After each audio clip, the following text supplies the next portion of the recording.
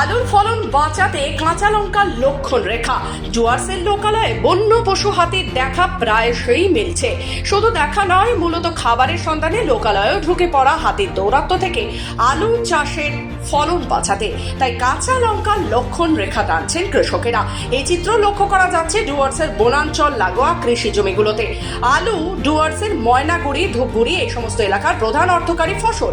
এই ফলনে আর্থিক লাভের মাত্রা অন্যান্য ফসলের তুলনায় বেশি হলেও এই ফলন চাষে খরচও অধিক হয়। এই অবস্থায় ফলন যদি হাতির তাণ্ডবে ক্ষতিগ্রস্ত হয় তাহলে কৃষকের মাথায় হাত ছাড়া আর উপায় নেই। তাই আলুর ফলনকে বাঁচাতে আলুর জমির চারিদিকে চাষ করা হচ্ছে কাঁচা লঙ্কার।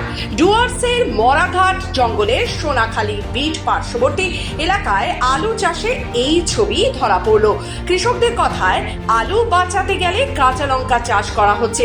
কাঁচা লঙ্কার গন্ধে হাতি আলু ক্ষেতের দিকে ঢুকবে না। চাষি মনোয়ারা বেগম বলেন, আলু চাষ করতে পারি না হাতি এবং বানরের অত্যাচারে, এমনকি বাড়িতে খাবার খাওয়া দায় হয়ে যায় বানরের জন্য। কৃষি জমিতে ঢুকে আলু তুলে নিয়ে যায় বানর এবং হাতি ঢুকলে আলু খেতে মারিয়ে আলু খেয়ে যায়। সে কারণে শিউলি প্রজাতির কাঁচা লঙ্কার চাষ করেছি আলু ক্ষেতের চারপাশে।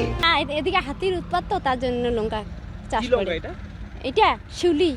শিউলি লঙ্কা। হ্যাঁ। এটা কি করে এই লঙ্কাতে? আসার কত কি বিভিন্ন ধরনের আচার রোগ। করে? হ্যাঁ, মানে কত বিঘা জমি আছে এদিকে লঙ্কা চাষ? লঙ্কা 3 বিঘা। আমরা তো আলু করতে পারি না, ধান করতে পারি না হাতির অত্যাচারে। এখন লঙ্কা চাষ করছি, তবুও তো লঙ্কা অনেক ক্ষয়ক্ষতি করে। মানে পাড়া দিয়ে চলে যায়? হ্যাঁ, খুব পাহারা দিতে হয় সারা রাত ভর। কোন এলাকা এটা?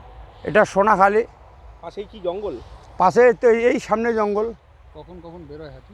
রাতে 8টার পর থেকে বাইরে হয়। ডুয়ার্স থেকে নিজস্ব প্রতিনিধি রিপোর্ট, খবর বাংলা।